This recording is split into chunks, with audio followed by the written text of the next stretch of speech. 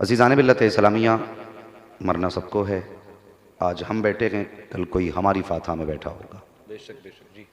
आज हम मरने वालों की बात कर रहे हैं, कल लोग हमारी बातें करेंगे। आज मस्जिदों से हम लोगों की मौत का ऐलान सुनते हैं, एक दिन वो आएगा कि लोग हमारी मौत का ऐलान सुनेंगे।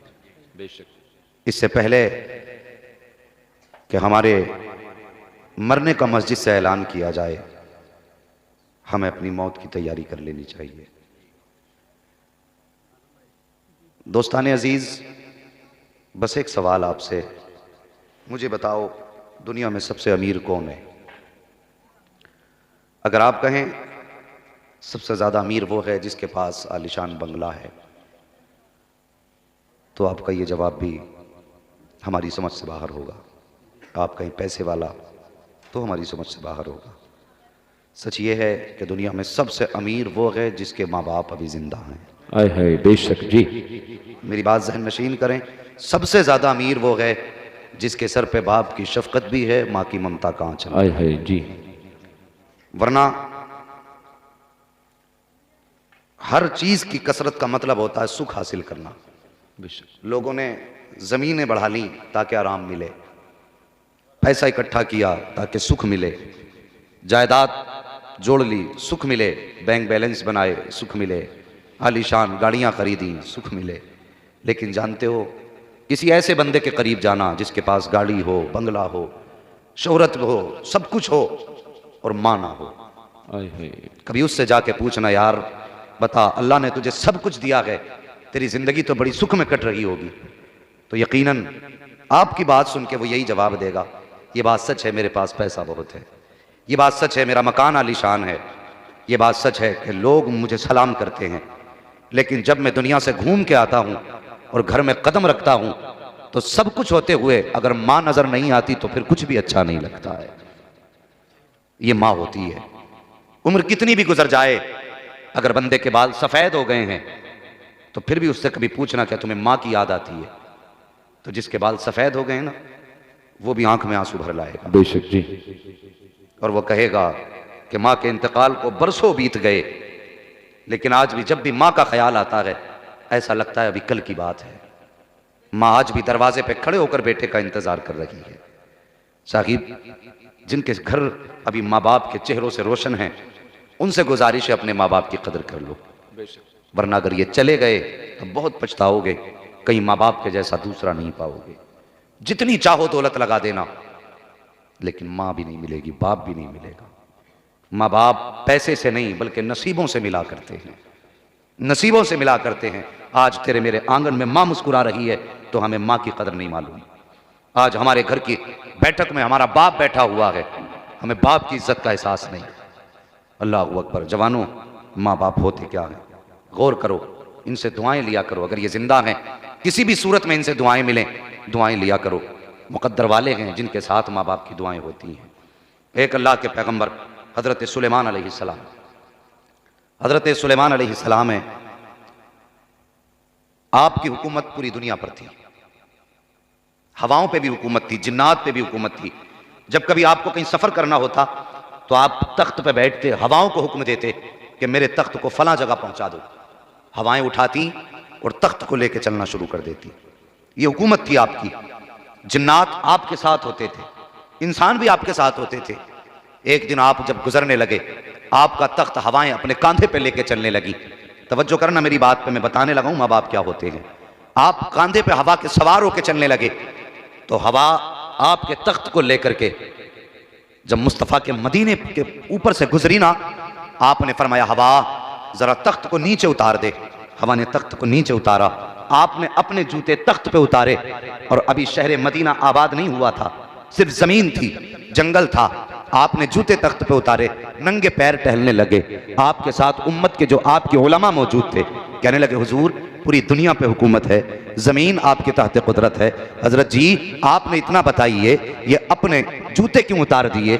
आप तो वो बादशाह हैं कि जमीन पे आपकी हुकूमत है, आप तो वो बादशाह हैं कि हवाओं पे आपकी हुकूमत है, आपने जूते क्यों उतार दिए? हजरत सुलेमान कहते हैं तुम्हें मालूम नहीं है, मुझे इस जमीन से मोहम्मद के मदीने की खुशबू आ रही है, मोहम्मद के मदीने की खुशबू आ रही है। गुलामों ने कहा था हुजूर कौन मोहम्मद, कैसा मदीना? का तुम्हें मालूम नहीं है आखिरी पैगंबर दुनिया में जलवगर होगा, वो अब्दुल्ला का लख्ते जिगर होगा, आमीना का नूरे नजर होगा, बज़ाहिर तो यतीम होगा लेकिन कायनात का सहारा बन करके आएगा। वो पैदा मक्के में होगा लेकिन इस शहर को आके आबाद करेगा। कब इस शहर से मुझे आज भी इस मिट्टी से मोहम्मद के कदमों की खुशबू आ रही है और मैंने जूते उतार करके कयामत तक आने वाले मुसलमानों को बता दिया है ओ दुनिया वालों, जब भी मुस्तफा के मदीने से गुजरना हो यहाँ जूते पहन के ना गुजरना बल्कि जूते उतार के मुस्तफा के शहर का अदब करके जाना।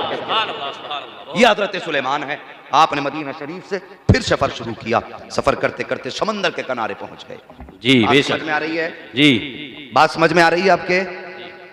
सफर शुरू किया, हवा लेके चली समंदर के किनारे से। तख्त जब गुजरा आपने देखा समंदर में से मौजें उठ रही हैं, बहुत तेज की मूंजें। अल्लाह के नबी की नजर पड़ी, फरमाया हवा तख्त किनारे पे उतार दे। हवा ने तख्त किनारे पे उतारा। आपकी चूंकि गुलामों में जिन्नात भी थे, आपने जिन्नात की तरफ देखा है कोई जो समंदर की तह में जाए और जाके ये पता लगाए कि ये मौजें कहां से आ रही हैं। जी एक जिन्न था, उसने कहा हुजूर मैं तैयार हूं। छलांग लगा दी समंदर में, तह के अंदर जाने लगा। वापस आया थोड़ी देर के बाद। आपने फरमाया क्या हुआ? कहने लगा हुजूर मैं नीचे गया था, मैंने देखा समंदर में एक महल मौजूद है, उस महल के चारों तरफ ये मौजें घूम रही हैं। जी मेरी हिम्मत ना हो सकी मैं उसके करीब जा पाता। गौर करें, ये जिन्न है जिसको अल्लाह ने बेहिसाब ताकत अता फरमाई है। ये कह रहा हुजूर मुझ में हिम्मत न थी मैं उसके पास जा पाता। फिर आपने अपने गुलाम की तरफ देखा जो इंसान है, नाम आसिफ बिन बरखिया है। देखने के बाद फरमाया क्या तुम जा सकते हो? उन्होंने कहा हुजूर अगर हुक्म दें, ये तो समंदर है, मैं तो आग के अंदर छलांग लगा सकता हूं। ये होते हैं आशिक और ये होते हैं गुलाम। अगर पीर कह दे तो फिर छलांग लगा दो, अगर पीर के कहने पे बंदा समंदर में छलांग लगा दे तो फिर डूबा नहीं करते हैं, बल्कि डूबने वाले भी किनारे लग जाया करते हैं। यही बात। आशिक था, छलांग लगा दी। हजरत आसिफ बिन बरखिया ने गए, थोड़ी देर के बाद आए, आके कहने लगे हुजूर समंदर के अंदर जो महल है काफी भारी है, मैं उसके चारों तरफ घूम के आया हूं, कोई दरवाजा नहीं है उसमें। अगर आप मेरे साथ को जिन्नात को भेज दें हम उसे बाहर निकाल के ले आएंगे। कितनी बड़ी ताकत कि आप जिन्नात भेज दें हम उसे बाहर निकाल के ले आएंगे। आपने जिन्नात की जमात की तरफ देखा, जो ताकतवर थे, कहा जाओ आसिफ बिन बरखिया के साथ चले जाओ। वो जिन्नात उठे और आसिफ बिन बरखिया के साथ समंदर के अंदर गए और जाकर के उस महल को उठाया, किनारे पे लाके रख दिया। अल्लाह के नबी हजरत सुलेमान ने चारों तरफ चक्कर लगाया, कोई रास्ता न था। हैरत में थे, या अल्लाह ये क्या मामला है। हाथ उठाए, या अल्लाह इस महल का रास्ता खोल दे, मैं देखना चाहता हूँ इसके अंदर क्या है। हजरत सुलेमान की दुआ कबूल हुई, उसका दरवाजा खुला, अंदर तशरीफ लेकर के गए। क्या देखते हैं, एक जवान बैठा हुआ है, आंखें बंद हैं, रब पे जिक्र इलाही है, लब पे जिक्र इलाही है, अल्लाह का नाम ले रहा है, अल्लाह की इबादत में मसरूफ है। आपने जाके सलाम किया, जैसे सलाम किया है उस बंदे ने भी आंख नहीं खोली है, बल्कि आंख खोलने से पहले उसने जवाब दिया और कहने लगा ए अल्लाह के नबी यहाँ कैसे आ गए हो? अल्लाह अकबर। हजरत सुलेमान ने इतना सुना, कहते हैं जवान बता तो सही तुझे मेरा नाम किसने बताया है? जवान कहता है जिसने तुमको मेरा पता बता दिया है उसी ने मुझको तुम्हारा नाम भी बता दिया है। उसके बाद हजरत सुलेमान ने कहा था जवान बता तो सही यहाँ क्या कर रहा है, कैसे बैठा है, क्या तुझे भूख नहीं लगती है या तुझे प्यास नहीं लगती है? उसने कहा था हजरत मुझे भूख भी लगती है, प्यास भी लगती है। का भूख लगती है तो क्या खाता है, प्यास लगती है तो क्या पीता है? उस जवान ने कहा था हजरत अगर भूख लगती है तो इसी महल के अंदर एक दरख्त जमता है, उस पर तरह तरह के फल आते हैं, मैं फल खा लिया करता हूँ। प्यास लगती है तो इसी महल के अंदर दरिया जारी होता है, मैं उससे पी लिया करता हूँ। आप फरमाते हैं जवान बता तो सही कितने दिन हो गए हैं, कौन सी इबादत ऐसी की है जिसके बदले में रब ने इतना इनाम दिया है, कितने सजदे किए हैं तूने जो तुझसे अल्लाह अल्लाह इतना राजी हुआ है, उसकी आंख में आंसू आ गए। कहने लगा हजरत मैंने कोई इबादत नहीं की है, मैंने कोई रियाजत नहीं की है। कहा फिर बता तो सही ये तुझ पर अल्लाह का करम कैसे हो गया है? तो उसने कहा था हजरत जी मैं आपको क्या बताऊं, अल्लाह अकबर। उसने कहा अल्लाह ने मुझे माँ बाप की दौलत से नवाजा था, माँ बाप की दौलत से नवाजा था। कहा फिर? कहा जब माँ बीमार हुई मैंने सारा काम छोड़ दिया और अपनी माँ की खिदमत में लग गया। आज जवान में तुझसे पूछना चाहता हूँ, आज माँ बीमार हो जाती है तो कहता डॉक्टर को दिखा के आ जाना, मुझे काम बहुत है। तुझे माँ से ज्यादा काम प्यारा है, तुझे माँ से ज्यादा अपनी जात प्यारी है, तुझे माँ से ज्यादा अपनी जरूरतें प्यारी हैं। वो कभी सोच भी लिया कर कौन माँ तुझसे दवा को कह रही है? ओ यार ये वो है जो तेरे सर के दर्द में रातों को सोया ना करती थी, ये वो है जो तू रो देता था तो रातों को जाग करके गुजारा करती थी, ये वो माँ है जिससे तूने एक बार कह दिया था माँ मुझे सोने में डर लगता है तो सारी रात तेरे सरहाने बैठ के गुजारती थी। आज उस माँ से कहता है मेरे पास वक्त नहीं है, तुझे शर्म तक नहीं आती है अपने माँ को ये जवाब दिया करता है तेरा वक्त कितना कीमती है। ओ खुदा की कसम ये वो जात है अगर सारी जिंदगी इसके कदमों में बैठ के गुजार दे तब भी इसकी पैदाइश के झटके का एक दर्द के एहसास का तू हक अदा नहीं कर सकता। बेशक नारे तकबीर, नारे रिसालत, उलमा अहले सुन्नत, जलसे साले सवाब, नारे तकबीर। बहुत खूब माशाअल्लाह। शर्म नहीं आती? जवान कहता अम्मा वक्त नहीं है जी ओ भाई। बड़े अदब से एक बात कहना चाहता हूं, ये जो माँ है ना इसने कभी जिंदगी में सुख नहीं देखा। जी गौर से सुनना मेरी बात, तुमने बहुत पढ़ाइयां की होंगी, बड़ी बड़ी डिग्रियां शायद तुम्हारे पास हों, लेकिन जो दर्द दिल मैं बयान करने लगा हूं शायद कभी तुम्हारे ख्याल में ना आया हो। जी बेशक। ये जो माँ है ना जिसे माँ कहते हो, इसकी जिंदगी में कभी सुख नहीं आया। जी आप कहेंगे कैसे? तो सुनो मैं तुम्हें बताऊं। जब ये पैदा हुई दुनिया ने कहा बेटी हुई है, जी समाज में सफे मातम बिछ गई। बेटी हुई है, हमने तो दुआएं की थी अल्लाह बेटा देना। जी मुंह पे 12 बज गए जिस दिन ये पैदा हुई। इसने होश संभाला, पहले समाज ने सताया अब रिश्तों ने सताया। जी यही बात।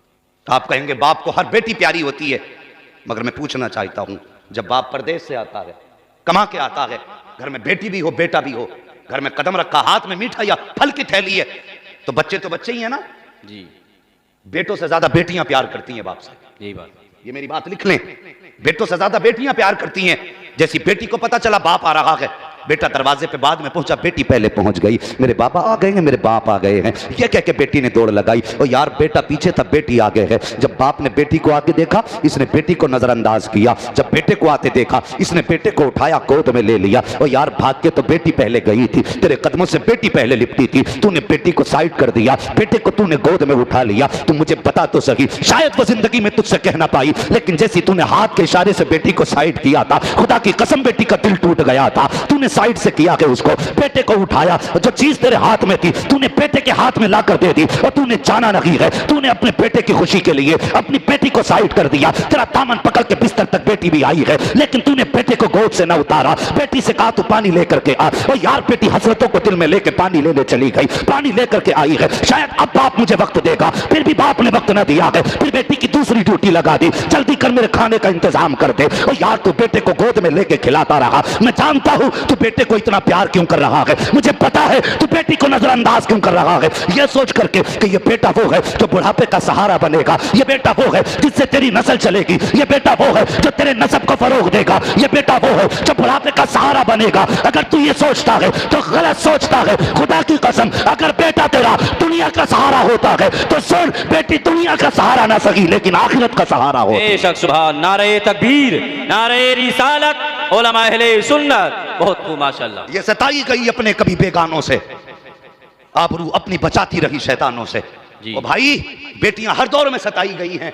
जब होश संभाला तो रिश्तों ने तड़पाया, और जब जवानी की दहलीज पे कदम रखा तो फिर लोगों के तानों ने जीने ना दिया।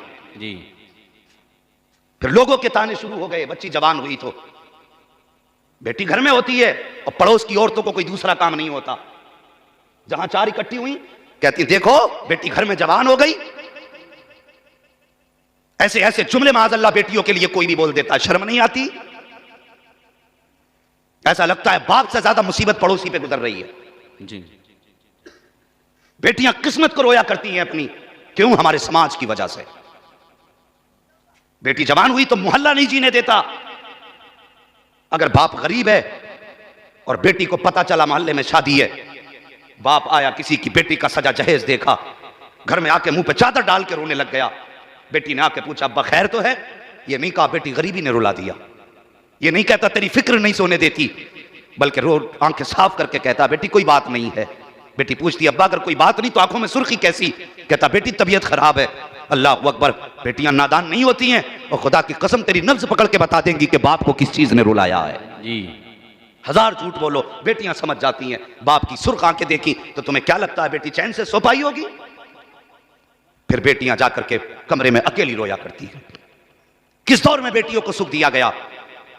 फिर समाज ने सताया, फिर रिश्तों ने रुलाया, फिर शादी के गम ने सताया, और यार जब निकाह करके आई शोहर की जिंदगी में फिर ससुराल वालों ने सताया। जी,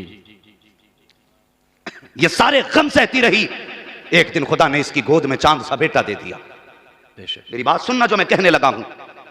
इतने गमों को पार करने के बाद खुदा ने चांद सा बेटा इसकी गोद में दिया। मां ने बेटे का चेहरा देखा, सारे गम भूल गई। ये हसरतें जागी कि अब जिंदगी में सुख ना मिला, बेटे की जिंदगी में चैन कर लूंगी, बेटे की जिंदगी में आराम मिल जाएगा, बेटे की जिंदगी में राहत मिलेगी। और यार कितनी हसरतें मां की तेरी जिंदगी से वाबस्ता थी, कितनी ख्वाहिशें मां की तेरी जिंदगी से वाबस्ता थी। कौन से ख्वाब मां ने तेरे साथ न सजाए थे? कौन सा ख्वाब ऐसा था जो मां ने तुझे छोड़ के देखा था? क्या मां के दिल में यह ख्याल न था कि बेटा जवान होगा मेरी जरूरतें पूरी करेगा, परदेश से आएगा मेरी ख्वाहिशें पूरी करेगा? और यार जो जवानी की दहलीज पे तुझे ये सोच करके लाई कि ये बेटा मेरा सहारा बनेगा, जब जवानी की दहलीज पे पहुंचने के बाद यही बेटा मां को ताने दे के कहता है कि चुप रहा कर, तेरे खर्चे उठाऊं या अपने बच्चों के खर्चे उठाऊं, तो खुदा की कसम मां के दिल पे बिजली गिर जाया करती है। और जवान तुझे किसने बता दिया कि अमीर मां से छुपा के हुआ जाता है, बाप से बचा के अमीर हुआ जाता है? नहीं, खुदा की कसम ऐसा नहीं है। अगर अमीर बनना चाहते हो तो मां से छुपा के अमीर नहीं बन सकते, बल्कि मां के कदमों पे दौलत लुटाया करो। इधर मां खुश हो जाएगी, उधर मदीने वाला मुस्तफा खुश हो जाएगा। सुभान, नारे तकबीर,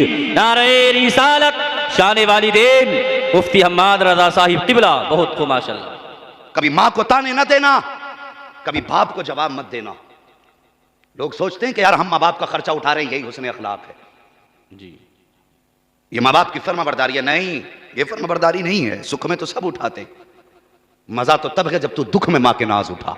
जी बेशक। बंदा कहता मैं अपने बाप की बड़ी इज्जत करता हूं, मैं बोलता ही नहीं उनके सामने।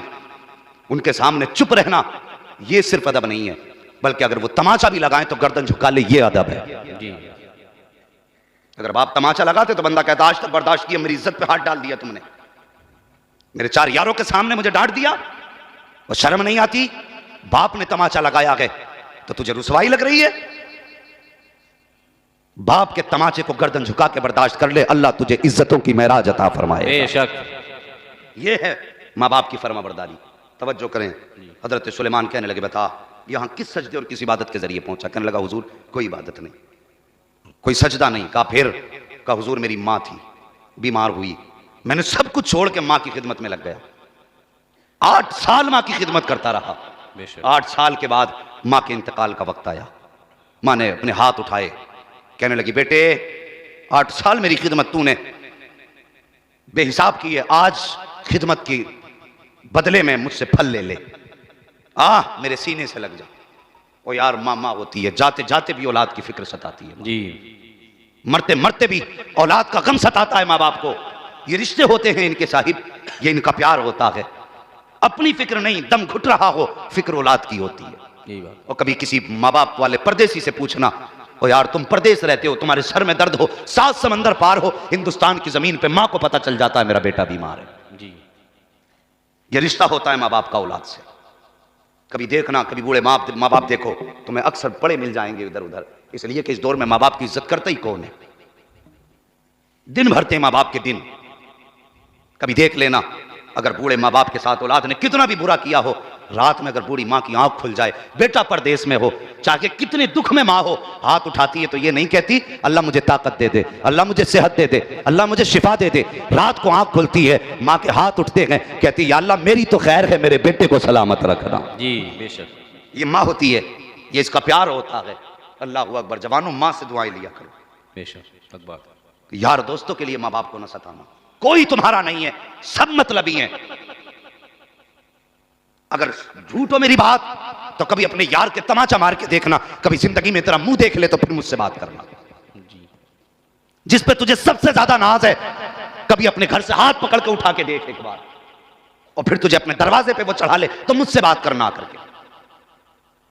और खुदा की कसम तू 10 बार मां बाप को गाली दे चुका है। तूने 50 बार भी अगर मां बाप को बिस्तर से उठाया होगा, एक बार पुकार के देखना, सारी तकलीफें भूल करके मां बाप आके तुझे सीने से लगा ले। बेशक। मेरी बात सच्ची नहीं है? जी। अगर सच्ची है तो फिर जबान पर ये फालिज क्यों है, बोलते क्यों नहीं हो सुभान अल्लाह? सुभान अल्लाह। गौर करो मेरी बात पर, मैं गलत नहीं कह रहा हूं। सारे रिश्तों से बड़ा रिश्ता मां बाप का रिश्ता है। जी। आज यारी के लिए मां बाप को सता देते हो।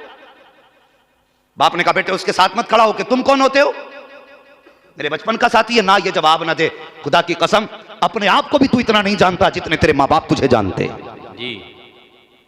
बात समझ रहे मेरी? ये मां बाप होते हैं। हजरत सुलेमान अलैहिस्सलाम से कहने लगा हुजूर मेरी वालिदा के इंतकाल का वक्त आया। हाथ उठाए, कहा बेटे आखिरी वक्त है, माँ से दुआएं ले ले। कहा मैं दौड़ के गया, माँ के सीने से लग गया, मैंने आंसू बहाए। कहा माँ छोड़ के ना जा, माँ इस तरह ना छोड़ के जा। अल्लाह अकबर। माँ ने कहा मुझे सीने से लगाया और उसके बाद हाथ उठाए, कहने लगी या अल्लाह मैं मजबूर हूँ लेकिन तू तो मुख्तार है। मेरा बेटा 8 साल तक मेरी खिदमत करता रहा है, ए मेरे परवरदिगार अब मेरा दुनिया से जाने का वक्त आ गया है। या अल्लाह मैं बेबस माँ हूँ, अपने बेटे को क्या दे सकती हूँ? बस एक तुझसे ख्वाहिश है, एक तमन्ना है तेरी बारगाह में। मालिक एक दुआ कर रही हूँ, मेरे मौला मेरे बेटे को इबादत की तौफीक दे देना। सारी जिंदगी या अल्लाह ये तेरी इबादत करता रहे ताकि ये जन्नत में जाने के रास्ते आसान हो जाए। माँ ने इतनी दुआ बेटे को दी है। अल्लाह अकबर। माँ ने बेटे को इबादत की दुआ दी है। कहता माँ का इंतकाल हो गया। कुछ दिन के बाद फिर बाप बीमार हुए, मैं बाप की खिदमत में आ गया। कुछ दिन तक मैं बाप की खिदमत करता रहा। जब बाप के इंतकाल का वक्त आया, बाप ने कहा बेटे तूने जाते जाते माँ से दुआएं ले ली थी, कुछ दुआ अपने बाप से भी ले ले। अल्लाह अकबर। मैं गया बाप के पास, बाप के कदमों पे सर रख के बैठ गया। मेरे बाप ने कहा बेटे जाते जाते माँ ने क्या दुआ दी थी? कहा अब्बा जान मेरी माँ ने मुझे मेरे हक में दुआ की थी, या अल्लाह मेरे बेटे को इबादत की तौफीक देना। बाप ने कहा बेटे अगर बंदा इबादत करता है तो शैतान उसकी इबादत को रायगा भी कर सकता है। इबादत का आबिद की इबादत को शैतान छीन भी लेता है। आज तुझे तेरी दुआ दे करके तेरी इबादत को महफूज कर दूं। कहा अब्बा जी कौन सी दुआ? बाप ने कहा था या अल्लाह मेरे बेटे को इबादत की तौफीक ऐसी जगह देना जहां पर शैतान का पर तक ना पहुंच सके। या अल्लाह मेरे बेटे को ऐसी जगह इबादत की तौफीक देना जहां तक शैतान की रसाई ना हो। कहता हजरत इतनी दुआ दे करके मेरे माँ बाप तो दुनिया से चले गए। एक दिन मैं दरिया के किनारे आया, समंदर के किनारे टहल रहा था। क्या देखा? बड़ा खूबसूरत महल है। मैंने सोचा इसके अंदर जाऊं। कहा ये सोच करके अंदर आया मैं। कहा जैसी अंदर आया हूं दरवाजे बंद हो गए, फिर मुझे पता ना चला। कहा हजरत जी जैसी इस महल में आया दरवाजे बंद हुए। कहा दुनिया भूल गया, बस मैं रब की इबादत में लग गया हूं। अल्लाह अकबर। हजरत सुलेमान ने कहा था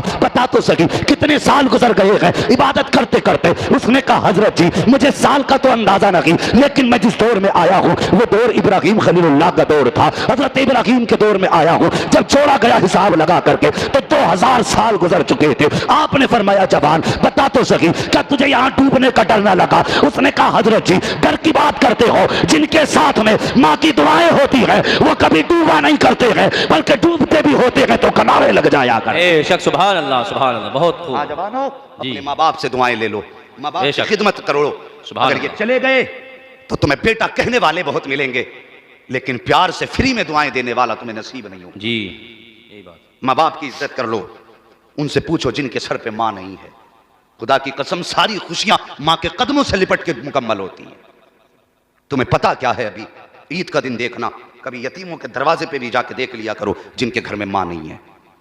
नए कपड़े पहन के घर से निकले, दुनिया में घूमे फिरे, लेकिन उनका घर में जाने का मन नहीं होता। जी जानते हो क्यों? उन्हें पता है कि घर में जाएंगे तो माँ नजर नहीं आएगी, और जब माँ दिखाई नहीं देगी तो फिर ईद मुकम्मल नहीं होती है। अल्लाह ने तौफीक दी है, माँ बाप दिए, इनकी इज्जत कर लो, इनकी कदर कर लो। खुदा की कसम अगर ये राजी हैं तो पैदा करने वाला खुदा भी राजी है। बेशक। आज बंदे को होता क्या है, ये समाज की बात बताने लगा हूं, होता क्या है जिंदगी में कभी माँ बाप को 10 रुपए के केले ला के न दिए। 10वें 40वें पे इतना लंबा दस्तरखान सजाया जाता है कि एक बार में तो नजर में भी सब नहीं आता। जामा मिला भी इतने लंबे, कहने लगे जितनी चीजें मेरे माँ को या बाप को पसंद थी मैंने सब ला के रख दी। जी मैं कहता हूं जवान मरने के बाद जितनी चीजें खरीद के लाया है काश उसकी जिंदगी में ला के रख दी होती। बेशक। काश वो जीते जी ने खा लेते तो तुझे कितनी दुआएं दे जाते। बेशक। हमारे लोग, हमारे बीच में कितने ऐसे लोग भी हैं हमारे समाज के अंदर कि आप देखो तो 24 घंटे मस्जिद में रहते हैं, लेकिन माँ की जरूरत सुनने के लिए उनके पास 5 मिनट का वक्त नहीं है। बेटा जाकर के मीनार में 50-50 हजार रुपए दे के मीनार बनवा रहा है, माँ के 50 रुपए की दवा ला के देने तैयार नहीं। जी अल्लाह क़यामत में यही मीनार उठा के कमर पे रख देगा। याद रखना मेरी बात, अगर तुम मां का नहीं हो सकता तो याद रख खुदा का भी नहीं हो सकता। जी है बात। 50,000 दो तुम्हारी मर्जी, लेकिन उससे पहले 50 रुपए की मां की दवा ला के दे दो। बाप खांसता है, बेटे मुझे खांसी हो रही है, कोई सिरप ला दे। पहले टालता रहा, कभी ला के भी दे दिया। बाप ने पी लिया, कहा बेटे वो सिरप जो लाया था उससे फायदा हुआ, एक और ला दे। हाथ में पर्चा लिया, फाड़ दिया। कहने लगा तुम्हारे यही ड्रामे? यार जब ये जवाब माँ बाप को दोगे तो उन्हें हार्ट अटैक नहीं होगा तो क्या होगा? जी धड़कनें दिल की ना रुकेंगी तो क्या होगा? जानते हो ये हार्ट अटैक होता क्यों है? जब औलाद माँ बाप को खिलाफे वाकया और खिलाफे तवक्को जवाब देती है ना, तो माँ बाप के दिल पे झटका लगता है, और जैसी झटका लगता है जो खून जहां है वहीं ठहर जाता है। अगर 3 सेकंड के लिए भी खून ठहर गया ना तो कई जगह पे खून में गांठें बन जाती है, जी फिर खून चलता है। तो कभी अगर पैर के नाखून में यहां गांठ बन गई और फिर खून ने फिर रफ्तार पकड़ी चला, वो रिश्ते रिश्ते खून वो गांठ चलते चलते दिल तक पहुंचती है, और किसी दिन आके दिल की नस बंद कर देती है। जिस दिन नस बंद हो जाती है उसी दिन सांसें थम जाती हैं। दुनिया कहती है हार्ट अटैक हो गया, मैं कहता हूं नहीं, ये हार्ट अटैक नहीं है, बल्कि ये औलाद के जुमलों ने बाप की जान निकाल डाली है। जी मेहरबानी करो, कभी माँ बाप को उल्टे सीधे जवाब ना दिया करो, माँ बाप का दिल ना दुखाया करो। अगर इनका दिल टूटा तो रब रूठ जाएगा। बेशक।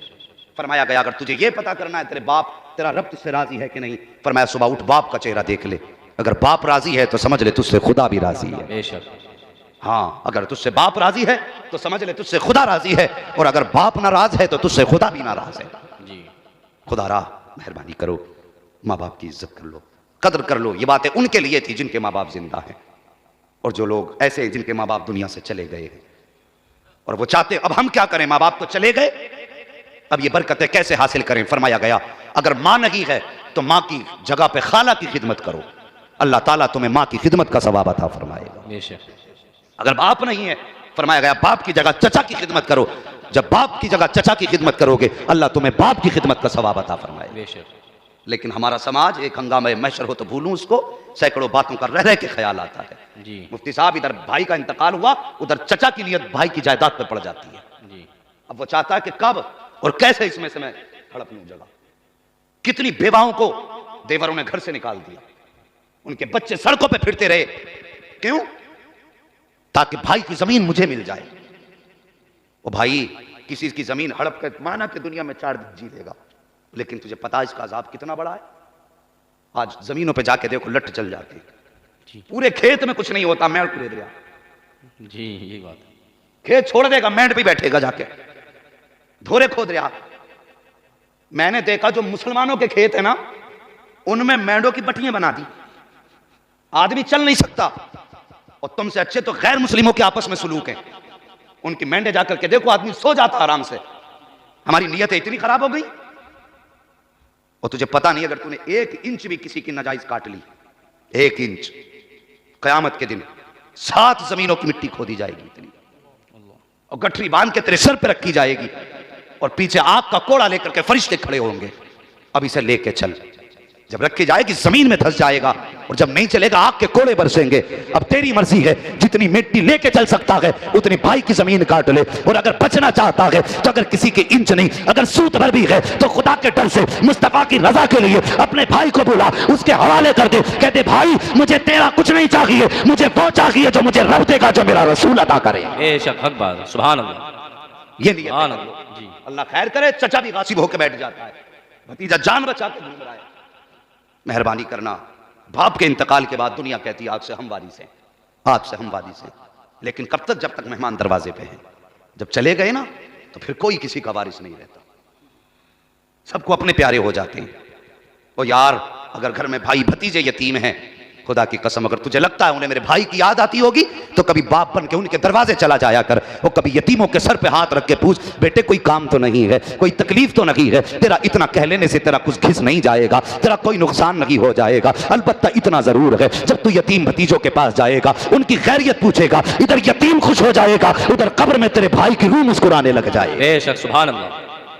हम तो इतना करते ही नहीं। जी बल्कि होता क्या, अगर भतीजे छोटे हैं, भतीजी छोटी है, यतीम है, और अपने बच्चे चीज खाते हैं, और भतीजे को आते देखा तो बच्चे से कहता जा अंदर कमरे में जाके खा ले, कहीं उसकी नीयत ना पड़ जाए। जी ये हम अपने बच्चों से कहते हैं अंदर जाके खा ले, कहीं इसकी नीयत ना पड़ जाए। और लोगों, अगर बाप बेटों के साथ ये जुमले इस्तेमाल करे और सगे भतीजे यतीम को ये कह के अलग कर दे कि इसकी नीयत पड़ जाएगी, पूछने की जरूरत नहीं है। कयामत कब आएगी? जब यतीम से खाना छुपाया गया, समझ लेना कयामत तेरे दरवाजे पे आके खड़ी हो गई। अल्लाह अल्लाह। कभी यतीमों से खाना ना छुपा, और तुझे क्या पता यतीमों को मेरे नबी ने कितना प्यार किया है। जी। एक दिन एक चौक में मेरे हुजूर खड़े, कुछ बच्चे खेल रहे थे। एक सहाबी अपने बच्चे को बुलाने आए, हुजूर ने फरमाया ठहर जा, अभी ना लेके जा। चले गए, फिर कुछ देर के बाद आए, कहा हुजूर मैं ले जाऊं अपने बच्चे को, कहा भी नहीं। तीसरी मर्तबा आए, हुजूर ने फरमाया इधर आ, कहा क्या बात है, कहा हुजूर मेरा बच्चा है, सुबह से यहीं पे है, माँ बहुत याद कर रही है बेटे को, मैं बुलाने आया हूं। आका फरमाते क्या तुझे दिखाई नहीं दे रहा कि जब से ये बच्चे खेल रहे हैं तब से मोहम्मद भी इसी चौराहे पे खड़ा है। बेशक सुभान अल्लाह। अल्लाहू अकबर, सारे कह दो सल्लल्लाहु अलैहि वसल्लम। वसल्लम। हुजूर ने फरमाया मैं भी तो तब से खड़ा हूं जब से ये खेल रहे हैं।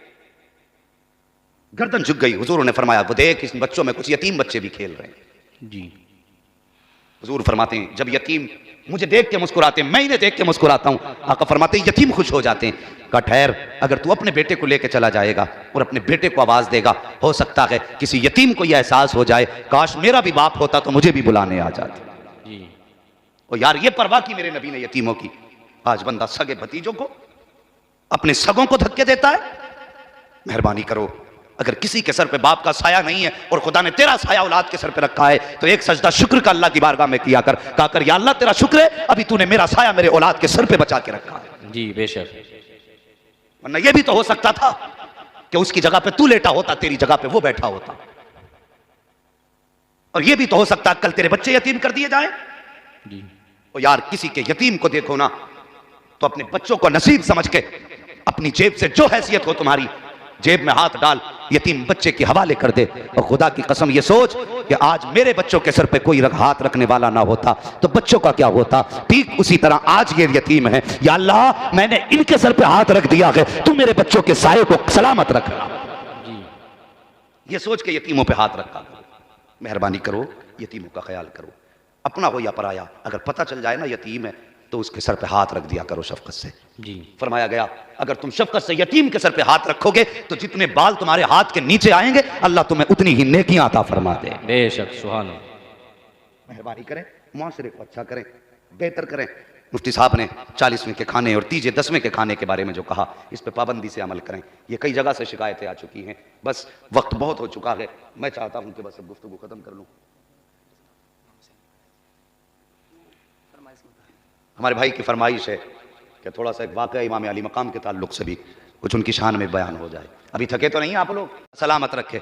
जो बैठे हैं ना, अगर माँ बाप नहीं है तो कब्र पे जाके सलाम करना, कहना माँ दुनिया सो रही थी, तेरे दूध का कमाल था, मैं पूरी रात नबी का जलसा सुन के आया। बेशक सुभान। हाँ, यकीनन ये अच्छी तरबियत का नतीजा है। गौर करें मेरी बात पर, माँ बाप की इज्जत करो, यतीमों का ख्याल करो, लोगों के हक दो। बंदा ब्याज और सूद पे कमाने पे बैठा पड़ा, यार बड़े शर्म की बात है। जी बड़े शर्म की बात है। उम्मती व मुस्तफ़ा का और सूद ब्याज का काम करे, डूब के मर जाना चाहिए। जी सही बात, डूब के मर जाना चाहिए। मेरे नबी ने तो यहां तक फरमाया लोगों किसी की इजाजत के बगैर उसका एक दाना ना खाओ। एक दाने की इजाजत नहीं हमारे इस्लाम ने दी हमें। जिसने फजूल खर्ची का इतना ख्याल रखा मजहब ने कि तीजे 40 मन का फजूल का खाना नाजायज कर दिया, वो किसी का सूद के खाने की इजाजत कैसे दे दे? जी बहुत बड़ा गुनाह है ये, जानते हो। ये तौबा से भी आसानी से माफ नहीं होगा। जिनका लिया है जब तक उनसे माफी ना मांगे जी, या लौटा नहीं दोगे या माफ ना करा लोगे। जिसका जायज लेके फालतू लेके खा चुके हो वो तुम्हें लौटाना पड़ेगा। कयामत में कितना सख्त अजाब है जानते हो। अगर किसी का 1 रुपया तुमने ले लिया है, 1 पैसा, उसके बदले में 500 ऐसी नमाजें ली जाएंगी जो कबूल हुई होंगी। अल्लाह। अगर कोई बंदा ये सोच रहा है मुझ पे तो कोई टेंशन ही नहीं, मैंने तो पढ़ी ही नहीं है, तो लिया क्या जाएगा? तो ये भी सुन ले, अगर किसी बंदे के नाम अमाल में 50,000 नमाजें हैं और मकबूल, सब नहीं मकबूल नमाजें, 1 पैसे के बदले में 500 नमाजें गई, इसी हिसाब से 50,000 नमाजें थी, खत्म हो गई, कर्जा भी बाकी रह गया। जी फिर क्या होगा? फरिश्ते कहेंगे अल्लाह नमाज़ ही खत्म हो गई।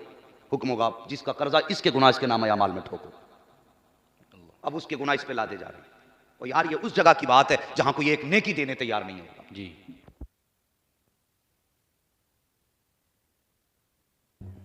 दरूद पाक पढ़ लीजिए सल्लल्लाहु अलैहि नबी उम्मी वाली सलातो सल्लल्लाहु तआला अलैहि वसल्लम सलातु व सलामुन अलैका या रसूल अल्लाह सल्लल्लाहु तआला अलैहि वसल्लम। लोग बिल्डिंग बनाने के चक्कर में हराम पे उतर आते हैं, मिल जाए सूद का मिल जाए, ब्याज का मिल जाए, ओ यार ये हराम है, हराम से बच, हलाल की तरफ चल। अगर मेरा साथ दो आप आधा घंटा तो फिर मैं बात बता जी। साथ देंगे मेरे? जरा सारे कहते हैं या रसूल अल्लाह। या रसूल अब भी कुछ लोग सही से नहीं बोल पा रहे हैं भाई। अगर मुंह मुस्तफ़ा की अता नहीं है तो बिल्कुल मत बोलिए, और अगर अकीदा के सब कुछ मुस्तफ़ा के सदक़े में है तो जोर से बोलिए, जरा कह दो या रसूल अल्लाह। या रसूल अल्लाह। सुभान अल्लाह। लग रहा है जैसे जलसा शुरू हुआ जी। अल्लाह सलामत रखे। बस अरबाब मिंबर की दुआएं। ओ यार हलाल कमा, हलाल कमा। हमारी माँ बहनें भी मेरी बात सुन रही हैं, ये जरा इस बात को गौर से सुने। जब शोहर घर में आया, औरतों ने अपनी जरूरतों की लिस्ट बढ़ा दी, अपनी जरूरतों की लिस्ट। मुझे ये भी चाहिए, मुझे ये भी चाहिए, मुझे ये भी चाहिए। कमाई आदमी की महीने में 15,000, औरत ने अपनी जरूरत की चीजें बता दी 20,000। अब औरत ठहरी होम मिनिस्टर, अगर काम पूरा ना हुआ तो कभी नमक तेज कभी मिर्च ज्यादा, न फिर यही होना है।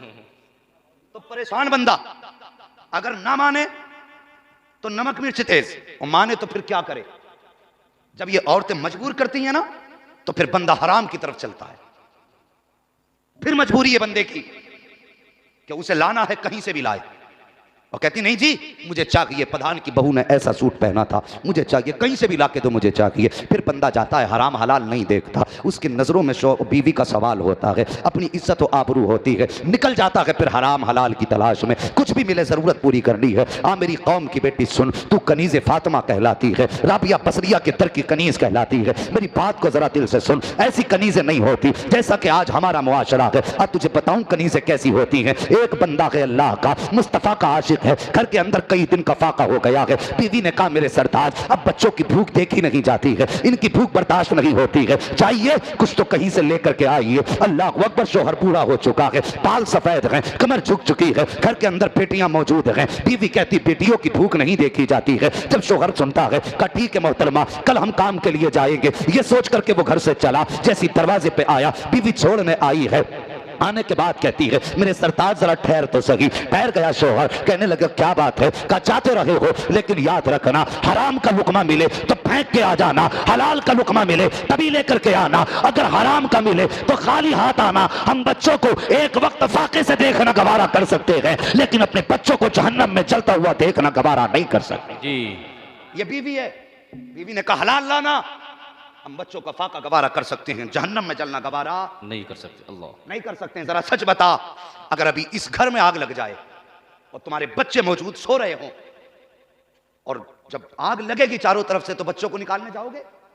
जी। बोलो, हाँ बोलो, सारे बोलो, लगना चाहिए मेरी बात समझ रहे। भागोगे कि नहीं भागोगे? जी।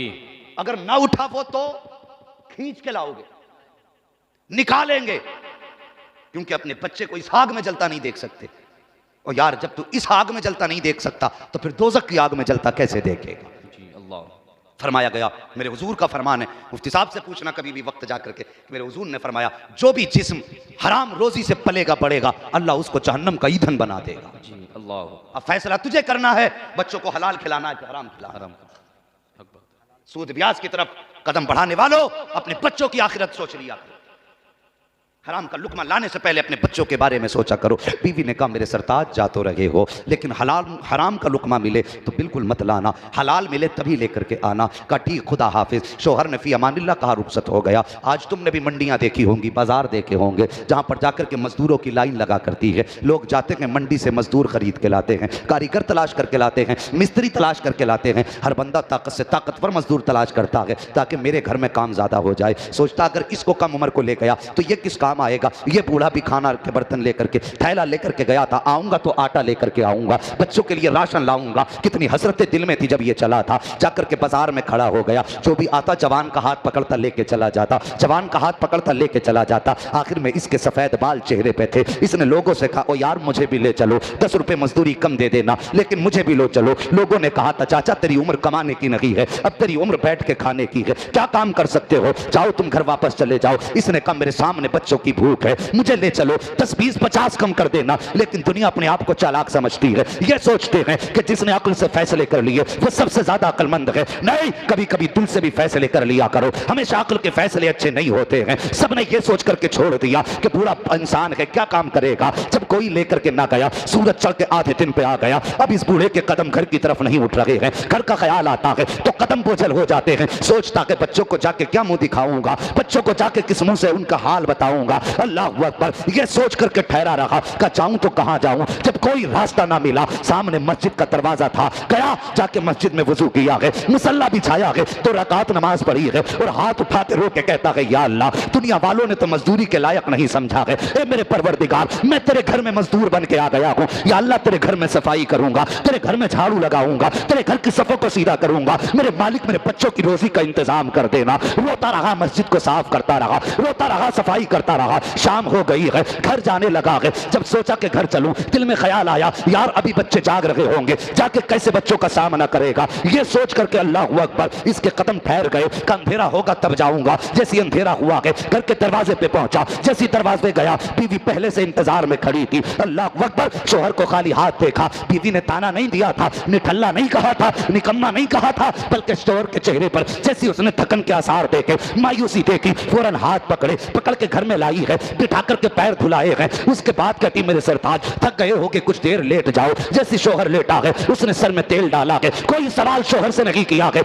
जब लेट गया शोहर, फिर सामने बिस्तर पे बीवी लेटी, लेटने के बाद कहा, मेरे सरताज बताओ दिन कैसा गुजरा है। मुझे मालूम है मेरे शोहर आज मजदूरी कहीं और करके आए हो, ऐसे दरवाजे गए हो जहां से मजदूरी का पैसा नहीं मिला है। अल्लाह अकबर, इतना सुनना था, शोहर की आंख में आंसू आ जाते हैं। शोहर कहता, ए मेरी शरीक हयात, आज मैंने उसके दरबार में नौकरी की है जिसकी बारगाह में देर तो हो सकती है, अंधेर नहीं हो सकती है। मैंने कायनात के सबसे बड़े बादशाह के दरबार में नौकरी की है। अल्लाह अकबर, का कल कहां जाओगे, का कल भी उसी के दरबार में नौकरी करूंगा। अल्लाह अकबर, कल फिर गया, फिर मस्जिद में सफाई की है, शाम का वक्त हुआ है, फिर घर आया है, बीवी ने फिर इस्तकबाल किया, का आज भी मजदूरी नहीं मिली, का आज भी नहीं मिली है। अल्लाह अकबर, बीवी अगले दिन जब तीसरे दिन रुखसत करने आई है, कहती, मेरे सरताज जा तो रहे हो, मेरी बात सुन लो, तुम्हारा मालिक चाहे कितना भी अच्छा है, उससे जाके इतना कह देना कि महीने भर की मजदूरी बाद में दे देना, 2 दिन की मजदूरी बाद में दे देना, लेकिन कम से कम इतना तो दे दे जिससे मेरे बच्चों का पेट भर जाए। मजदूरी का थोड़ा सा हिस्सा उससे मांग के ले आना। अब मेरे सरताज बच्चों का सब्र टूट रहा है, अब इनकी भूख नहीं देखी जाती है। शोहर ने आंख में आंसू लिए हैं, अल्लाह के घर में आया है, आंसू बहाने शुरू कर दिए हैं। ए मेरे परवरदिगार, मैंने पहले दिन मजदूरी की, तुझसे कुछ ना मांगा, दूसरे दिन मजदूरी की, या अल्लाह कुछ ना मांगा, आज जब तीसरे दिन चला हूं, मेरी शरीक हयात ने कहा था कि आज अपने मालिक से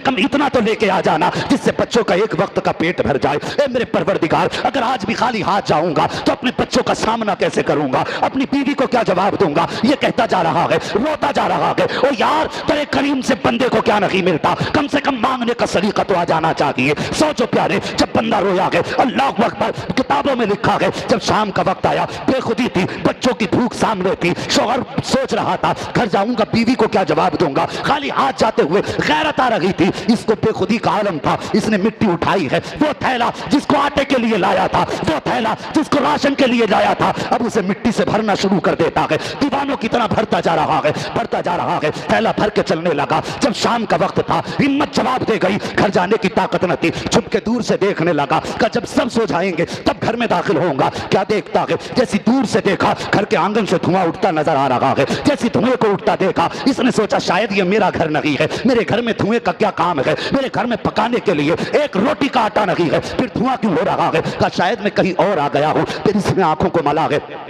करीब आया, आके देखा घर तो मेरा ही है, फिर इसने दीवार नीची थी, झांक के देखा, क्या देखता है, चूल्हे पे पकवान चढ़े हैं, घर में खाना बन रहा है, आया बड़ी तेजी से दरवाजे पे, दस्तक दी है, फौरन बीवी दौड़ के आई है, बीवी ने दौड़ के शोहर का इस्तकबाल किया। शोहर कहता, शरीक हयात बताओ तो सही, ये पकवान कैसे हैं, ये चूल्हे में आग कैसी है, ये खुशबुएं कैसी हैं। का शोहर अभी न पूछ, आ मेरे साथ आ। हाथ पकड़ा के बीवी ने शोहर का अंदर लेकर के गई है, जाकर के क्या देखता है कि पूरे कमरे में खाने के सामान का ढेर लगा हुआ है, सामान का ढेर है। शोहर कहता बीवी ये क्या मामला है, बात समझ में नहीं आ रही है। तो बीवी ने कहा सरताज तुम्हारा मालिक कितना अच्छा है, तुम्हारा मालिक कितनी अच्छी आदत का है। कहा क्या बात है। कहा जब तुम गए हो तो पैर से उसने अपने नौकर को भेजा था और ये सारा इंतजाम करके दिया है। कहा अच्छा। कहा कुछ और भी कहा है। कहा हाँ ये खाने का सामान भी देके गया है और एक पैगाम भी देके गया है। कहा कौन सा पैगाम। कहा तुम्हारे मालिक ने कहा है कि जब तेरा शौहर घर आ जाए तो उससे कह देना कि वो नौकरी में कमी ना करे, हम उसके देने में मजदूरी में कमी नहीं कर सकते। बेशक सुभान। नारे तकबीर,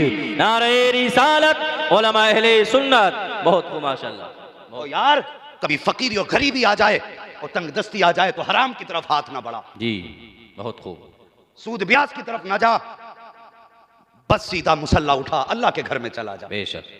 वो खुदा की कसम उसे राजी कर ले, वो इतना देगा कि तेरी 7 पुश्तों का भला हो जाए। बेशक सुभान अल्लाह। साहिबो बस हलाल रोजी की तलाश में रहिए। जी अगर बंदे ने हराम कमाया है अल्लाह से तौबा कर लो, अल्लाह से तौबा कर लो। अल्लाह की पकड़ बड़ी सख्त है, याद रखिए। अगर कोई सोचता है मुझ पर अल्लाह का करम ना होता तो मेरी बिल्डिंग क्यों खड़ी होती, अगर मेरा पैसा खराब होता तो बिल्डिंग गिर क्यों नहीं जाती, तो याद रखो अल्लाह जालिमों की रस्सी ढीली कर देता है। जी। अगर तुम्हारी हराम कमाई की वजह से अभी तुम्हारी बिल्डिंग चटकी नहीं है तो यह मत समझना अल्लाह नाराज नहीं है। अल्लाह ने रस्सी ढीली कर रखी है। अल्लाह के अजाब से डरो, बच्चों को हलाल खिलाओ ताकि तुम्हारे बच्चे दोज़ख की आग से बच सके। जी।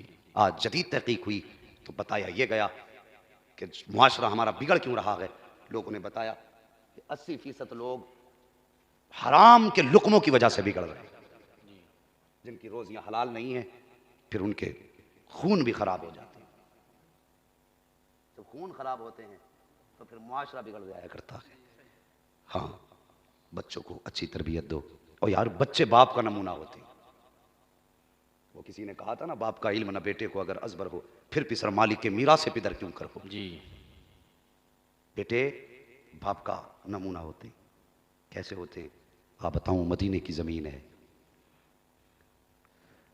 मौला अली का शहजादा, शहीदों का शहंशाह, करबला का ताजदार इमाम हुसैन है। उनके नाम पे भी नहीं बोले सुभान अल्लाह। सुभान अल्लाह। ये पैसे ले जाओ फिर बोल दो यार सुभान अल्लाह। सुभान। अल्लाह भला करे। फातिमा ताई का पोता सामने से आ गया, उसने चेहरा देखा मेरे इमाम का, एक साथ वाले से पकड़ के कहने लगा यार ये बच्चा कितना खूबसूरत है। बेशक। कहा अच्छा क्यों। कहा देख इसके चेहरे से लग रहा है या तो खुद ये बादशाह है या किसी बादशाह का बेटा है। बेशक। उसने कहा नहीं ये कोई बादशाह भी नहीं है, बादशाह का बेटा भी नहीं है। कहा फिर कौन है इतना हसीन। उसने कहा ये अली का बेटा है, बेशक। फातिमा का शहजादा है और आखिरी पैगंबर का नवासा है। सुभान अल्लाह। इतना सुना ना, उसे अपने दादा की सखावत पे घमंड था। हातिम ताई का नाम तो आज तक हो रहा है ना, लोगों के बीच में आ जाता कभी भी बड़ा भारी हातिम बना फिर रहा।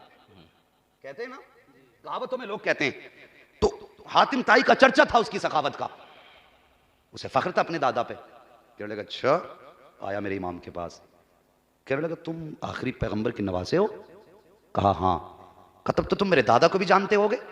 आपने फरमाया तेरे दादा को जान के हमें लेना क्या है, तेरे दादा से हमें मतलब क्या। उसने कहा तुम जानते नहीं मेरे दादा की सखावत के चर्चे पूरी दुनिया में। आपने फरमाया शायद तू मेरे नाना को नहीं जानता है। जी। उसने कहा अच्छा। उसने कहा मेरे दादा को पहले बताऊं मेरे दादा कौन है।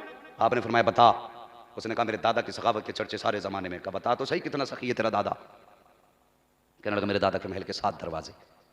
फिर का फकीर आता ना दरवाजे पे, पहले दरवाजे पे फकीर आ जाए उसे भीख दे दी जाती है, फिर वही फकीर दूसरे दरवाजे पे पहुंच जाए, ये नहीं कहा जा सकता पहले पे मिली है, फिर भीख दी जाती है। कितना सखी है। का वही फकीर तीसरे दरवाजे पे आए फिर भीख दी जाती है, वही फकीर चौथे दरवाजे पे आए फिर भीख दी जाती है, 7 दरवाजों पे चक्कर लगा लेता है उसे भीख दे दी जाती है। ये नहीं कहा जाता है कि तुझे पहले दरवाजे से भीख दी जा चुकी है, दूसरे से जा चुकी है, तीसरे से भीख मिल गई है। ये नहीं कहा जाता कि हर दरवाजे से भीख दी जाती है, लेकिन उसको मना नहीं किया जाता कि ये मेरे दादा की सखावत है। मेरे इमाम मुस्कुरा रहे हैं। उसने कहा था बताओ अब तुम्हारे नाना की सखावत क्या है। मेरे हुसैन ने कहा था कि तेरे दादा की सखावत यह है कि एक ही फकीर है 7 दरवाजों पे आया है, उसे भीख दी गई है। लेकिन मुझे बता जब पहले दरवाजे से भीख मिल गई थी तो दूसरे दरवाजे पे क्यों गया था? इसलिए तो गया था कि पहले से जरूरत पूरी नहीं हुई है, तब वो दूसरे पे गया है। जब दूसरे पे जाने के बाद तीसरे पे तब गया है, जब जरूरत पूरी नहीं हुई है। फिर चौथे पे गया है, फिर भी जरूरत पूरी नहीं हुई है। फिर पांचवे पे गया है, फिर भी जरूरत पूरी नहीं हुई है। छठे पे गया है, जरूरत पूरी नहीं हुई है। सातों दरवाजों पे चला गया, जरूरत पूरी नहीं हुई। ये तेरे दादा की सखावत है, और हाँ मेरे नाना की सखावत है कि तेरे दादा के महल के 7 दरवाजे हैं, फिर भी जरूरत पूरी नहीं होती। मेरे नाना का एक दरवाजा है, और ऐसी सखावत है कि जिसको एक बार दे देते हैं 7 पुश्तों तक उसे मांगने की जरूरत नहीं पड़ा कर। बेशक सुभान अल्लाह सुभान अल्लाह। बहुत आला हजरत फरमाते हैं कौन देता है? देने को मुंह चाहिए, देने वाला है सच्चा हमारा नबी। हमारा नबी। बेशक। आओ मुस्तफा से प्यार करो, मुस्तफा से इश्क करो यार। बेटे बाप के नमूने होते हैं जी। अपने बच्चों को हलाल खिलाइए, जायज़ खिलाइए, माँ बाप की इज्जत कीजिए। वक़ज़ा रब्बुका अल्ला तअबुदू इल्ला इय्याह व बिल वालिदैनि ihसाना। और तुम्हारे रब ने फैसला फरमा दिया कि इबादत सिर्फ अल्लाह ही की करनी है और माँ बाप के साथ हुस्न सुलूक करना है। यानी कि अल्लाह ने अपनी इबादत के साथ जोड़ के कहा, अगर तुम पूरी रात मेरी इबादत करते रहे, पूरी रात मेरी इबादत करते रहे, और सुबह को दिन निकलते माँ या बाप तुमसे नाराज़ है, फिर अल्लाह फरमाता मुझे तुम्हारी ऐसी इबादत की ज़रूरत ही नहीं है, मुँह पे मार दूंगा पूरी रात की इबादत। वक्त तो यह है कि मेरी भी फर्मा बरदारी करो, अपने माँ बाप की भी फर्मा बरदारी करो। अल्लाह अकबर। मशीयत ये चाहती है पूरी रात इशा की नमाज पढ़ के सो जा, और फजर में उठ और मुस्कुरा के बाप का चेहरा देख ले। पूरी रात सोता रहा है, एक बार मुस्कुरा के बाप को देख ले, अल्लाह तुझे हज मकबूल का सवाब अता फरमा दे। बेशक सुभान अल्लाह। हाँ बस मेहरबानी करें, माँ बाप की फरमाबरदारी करें और मुआशरे का ख्याल करें। ये जो रस्में हैं ना ख़त्म करो यार। ये लोग पहले जीना मुश्किल था, अब तो मरना भी मुश्किल हो गया लोगों के लिए। एक गरीब आदमी मरने से पहले कई बार सोचता है, बिस्तर पे बीमारी में हॉस्पिटल में बोतलें चढ़ती हैं ना, तो हिसाब ये लगाता या अल्लाह अगर मैं मर गया मेरे बच्चे खर्चा कहाँ से उठाएंगे। 1 क्विंटल उड़द भी बनने हैं, 2 क्विंटल शरबती का चावल भी आना है, कौम के पेट भी भराने हैं हमें। वो इस फिक्र में मर जाता है। ओ यार ऐसा ना कर, गरीबों को मौत मजबूर, मौत बोझ ना बनाओ उन पे। कम से कम मुआशरे को इतना तो हल्का कर दो कि बंदा खुशी से जी ना सके तो कम से कम खुशी से मर तो जाए। कम से कम इतना तो कर लो। चनों में तीजों में 1.5 क्विंटल चने आ रहे हैं, हद हो गई भाई। 1.25 लाख मरतबा कलमा शरीफ होना है। इन उलमा से पूछिए, हमारे बुजुर्गों से पूछिए, बताएंगे, ये बड़े बूढ़े बताएंगे कितने किलो चने 1.25 लाख बन जाते। 22-23 किलो में मेरे ख्याल से 1.25 लाख हो जाए। 12.5 किलो नहीं, शेर है वो। चलिए अगर आपकी ये तहकीक है तो 12.5 किलो मान लो, लेकिन मेरी तहकीक में जो मैं जानता हूं वो ज्यादा है। बहरहाल जो भी मिकदार है, हद से ज्यादा भी 25 किलो मान लो, ठीक है, क्योंकि चना भारी भी हो सकता, हल्का भी हो सकता, पतला भी हो सकता, मोटा भी हो सकता, कैसा ही भी कर लो। 25 किलो हद है, ठीक है जी, 1.25 लाख की हद है। और ऊपर को 1 क्विंटल 25 किलो फालतू आ रहा है। और मजे की बात बताऊं तुम्हें, 1.5 क्विंटल चना पड़ गया, 1.25 लाख कलमा भी नहीं हुआ जी। 1.5 क्विंटल चना इधर से उधर हो गया भाई, और 1.25 लाख कलमा ही नहीं पूरा हुआ। अगर हो जाता तो हमारे बुजुर्गों की फरामीन की रोशनी में फरमाया गया, अगर 1.25 लाख कलमा पढ़ के किसी को बख्श दो, अगर जन्नती होता है तो अल्लाह उसको जन्नती बना देता है। बेशक सुभान। चने 3 बार हो गए, 10वें में चने, 30-40वें में चने, बरसी में भी चने हो गए, और अब्बा फिर भी पिट रहा। उसकी भी वजह बता दूं, तीजे में भी हो रहे हैं, कई बार चने हो जा रहे हैं, लेकिन फिर भी 1.25 लाख कलमा नहीं। सुनो मेरी बात संजीदगी से सुनो, होता क्या है, जिन्हें कलमा पढ़ना आता है उन्हें कुरान भी सही पढ़ना आता है। ये बात है कि नहीं? जिन्हें कुरान नहीं आता होता ला इलाहा इल्लल्लाह, पता ही नहीं क्या पढ़ गया। इनसे पूछिए, जब तक सही तलफ्फुज़ से आप कलमा नहीं पढ़ेंगे आपको कलमे का सवाब नहीं मिलेगा जी। ला इलाहा इल्लल्लाह मुहम्मदुर रसूलुल्लाह, ये सही तलफ्फुज़ से पढ़ना, एक चने पे एक बार। तो होता क्या, जिन्हें कुरान आता वो पारे लेके बैठ जाते। क्यों? वो 2 बातें सोचते हैं, कहते हैं एक तो अगर चनों में बैठ गया तो बेइज्जती होगी, चने पढ़ ला जाहिल है, और दूसरे उनमें आधे ऐसे होते हैं कि चने पढ़ने वाले को सिंगल हिस्सा, कुरान पढ़ने वाले को डबल हिस्सा। मेहरबानी कर, जब कलमे की मिकदार के लिए तीजा किया गया है, आज कुरान बंद करके रख, कलमा पूरा कर। रह गई बात कुरान की, अल्लाह तौफीक दे, ज़ोहर में भी आएगा, असर में भी आएगा, मगरिब में भी आएगा, इशा में भी आएगा। अगर कुरान ही तुझे पढ़ना है, जब तुझे वक्त मिल जाए, सिर्फ 3 मरतबा सूरह इखलास पढ़ के बख्श दे दे, और खुदा की कसम तेरी भी मर्जी पूरी हो जाएगी, कुरान का सवाब मरने वाले को भी मिल जाए। और कम से कम चने वाले दिन तो चने पढ़वा दो, और जो बचते हैं ना ला इलाहा इल्लल्लाह, तो पढ़ इधर रहा, ढेर उसका देख लिया, किसका ज्यादा। मैं चनों में बैठ गया तो मुझे 10 ने टोका, मुफ्ती साहब चनों में तो मैंने क्या बात भाई, बगैर कपड़ों के आ गया क्या मैं, जो ऐसे टोक रहे हो? और यार जो मकसद है उस पर नजर रखो ना। उस दिन तो चने पूरे सही तरीके से सवाल कलमा शरीफ पढ़ो। डबल हिस्से से किसी का पेट नहीं भर जाएगा, और डबल हिस्से में 5 रुपए के और ज्यादा मिल जाएंगे। 5 के दुकान से खरीद के खा ले, कम से कम मरने वाले का तो हक अदा कर दे, हो तो डंडी मत मार। तो ढेर गिन रहे हैं, बस अल्लाह तौफीक दे। सुन्नियो तरीके बदल दो अपने, सही तरीके। ये मसला कि आला हजरत नहीं है, देगे पक रही हैं और आला हजरत के नाम पे लूट रहे हो, खा रहे हो। कम से कम गरीबों पे बोझ ना बनो, कम से कम चनों में तादाद पूरी करो, ताकि मरने वाला अगर चैन से जी ना सके तो चैन से मर जाए। वक्त बहुत हो गया, वरना मैं भी चाहता आपसे कुछ बात करता। फरमाया गया माँ बाप के साथ अच्छा सलूक करो, उनकी फरमाबरदारी करो। उसके बाद फरमाया गया है कि बस फिर अगर तुम मेरी इबादत करोगे, अगर तुम्हारी माँ और बाप तुमसे राजी हैं तो थोड़े अमल लेके आ जाओगे, तुम्हारा खुदा भी तुमसे राजी हो जाएगा। अल्लाह तौफीक दे, माँ बाप की खिदमत करो। मैंने ये तज़किरा किया, अल्लाह और उसके रसूल का फरमान आप तक पहुँचाया इस नियत से कि जिक्र का सवाब हाफिज़ रिजवान साहब की वालिदा मरहूमा को अल्लाह अता फरमा दे, और करवट करवट उनकी कब्र पर अपनी रहमत और गुफरान की बारिशें फरमाए। बस अपने बेटों को कम से कम एक बेटे को हाफिज़ ज़रूर बना लेना, एक बेटे को कम से कम कारी कुरान ज़रूर बना लेना, ताकि तुम्हारे मरने के बाद तुम किसी का मुंह न तको कि कोई कब्र पर आके फाता पढ़े। बस एक बेटे को कम से कम हाफिज़ बना लो, ताकि वो कहीं भी कुरान पढ़े, अल्लाह उसका सवाब तुम्हारी कब्रों में नाजिल फरमा देगा। बस इल्म से दोस्ती कीजिए, अमल से दोस्ती कीजिए, उलमा की इज्जत कीजिए, मसाजिद और मदारिस से मोहब्बत कीजिए। अल्लाह तौफीक दे तो बस मुस्तफ़ा जान रहमत से सच्चा प्यार कीजिए। जो हुआ गलत उनको माफ़ फरमाए रब्बे कायनात। ज़िंदगी ने दिया साथ तो फिर होगी मुलाकात, चमन रहा फूल खिलेंगे, ज़िंदगी रही फिर मिलेंगे। मुसाफिर हैं हम भी, मुसाफिर हो तुम भी, किसी मोड़ पर फिर मुलाकात होगी। फ़कीरान आए सदा कर चले, सदा खुश रहो, ये दुआ कर चले। सारे लोग कलमा शरीफ पढ़ लीजिए, ला इलाहा इल्लल्लाहु मुहम्मदुर रसूलुल्लाह, अस्तगफिरुल्लाह रब्बी मिन